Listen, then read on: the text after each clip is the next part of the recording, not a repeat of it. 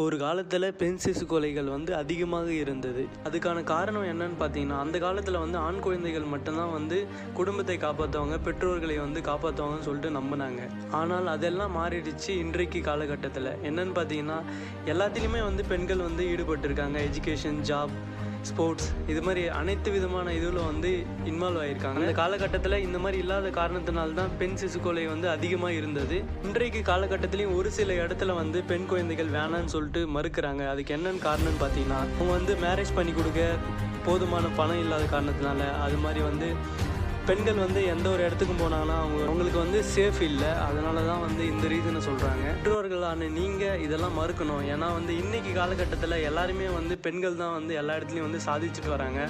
அதனால் வந்து அதுக்கான நம்பிக்கை வந்து நீங்கள் தான் கொடுக்கணும். அப்போ தான் வந்து அவங்க லைஃப்பில் வந்து ஒரு நல்ல நிலைமைக்கு வருவாங்க. அனைவருக்கும் பெண் குழந்தை தினம் வாழ்த்துக்கள்.